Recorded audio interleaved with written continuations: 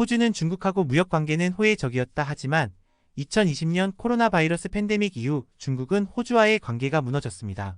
스콧 모리슨 당시 호주 총리가 신종 코로나 바이러스의 기원에 대한 국제적 조사를 촉구하자 위기감을 느낀 중국은 호주산 제품에 최소 100%에서 최고 200% 이상의 가혹한 관세를 부과해 호주를 궁지에 몰아넣었습니다.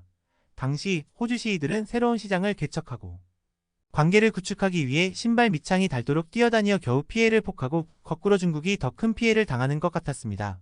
결국 수출의 대부분이 자원인 호주의 승리로 끝난 것 같았습니다. 양국은 다시 관세 완화에 합의했습니다. 그러나 호주 기업들이 조만간 중국으로 몰려들 것 같지는 않습니다. 이것을 일본 네티즌은 어떻게 볼지 봅시다. 요즘 중국을 보면 외국, 특히 서구와 일본 등 선진국은 물론 주변국과의 관계 회복을 위한 움직임이 곳곳에서 일어나고 있습니다. 중국 그들은 아마도 악화된 경제를 재건하려고 노력할 것입니다. 그러나 중국이 자신의 의지를 관철시키기 위해 상대국의 제재를 가했던 과거는 중국이 관계 회복을 원하는 이들 국가에게 너무 강혹했다. 그리고 이것은 중국을 위해 취해진 조치였습니다. 호주에 대한 제재는 이들 선진국들에게 중국에 대한 의존에 대한 두려움과 다른 한편으로는 중국의 제재에 굴복하지 않는 것이 가능하다는 사실을 가르쳐 주었다. 무엇보다도 우리 모두는 이러한 제재 남용 방법이 최고 지도자 시진핑 자신의 입맛에 맞는다는 것을 알고 있습니다. 시진핑이 절대 권력을 유지하는 한 이들 국가는 중국에 대한 의존도를 줄이기 위해 할 수 있는 모든 것을 할 것입니다. 공감 2090명, 그레유 120명, 두고 봅시다 107명.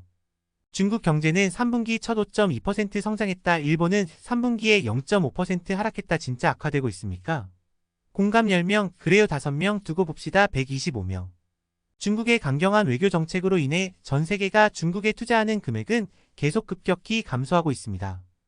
투자 감소가 계속되면 중국 경제는 자금 부족으로 붕괴할 것입니다. 중국이 더 가난해지고 대만과 센카쿠 열도를 침공할 돈이 없다면 전쟁을 할 수 없을 것이다. 세계 평화를 위해 중국 경제는 파산해야 한다. 공감 203명, 그레요 4명, 두고 봅시다 14명. 중국 스스로가 자립하고 있다는 사실은 부동산 업계의 무서운 실적을 보더라도 더 이상 다른 나라에 숨길 수 있는 상황이 아니다. 꾸준한 상승 추세를 보이던 중국에서 상황이 바뀌면서 위협에 움츠러들고 중국에 폭종하는 국가가 줄어들고 있다. 일본은 언제까지 강세를 유지하며 살아남을 수 있을지 판단해야 한다. 공감 758명, 그레요 17명, 두고 봅시다 25명. 중국의 외교는 무역을 위해 중국에 의존하고 있으며 불편이 있으면 제한할 것입니다.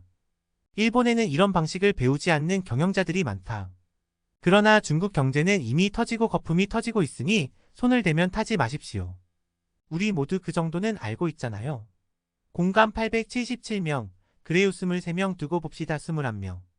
다른 나라에 대한 중국의 경제 제재는 자국에 대한 경제 제재가 된다. 애초에 자국민이 많은 나라에서 수입 중단은 생사가 걸린 문제일 수 있지만 지금은 서방 국가들로부터 외면당하고 있다. 공감 601명, 그레요 8명, 두고 봅시다 19명. 한국만 그런 게 아니라 일본도 중국 갑질을 싫어하네요. 유익했다면 구독, 좋아요 부탁합니다.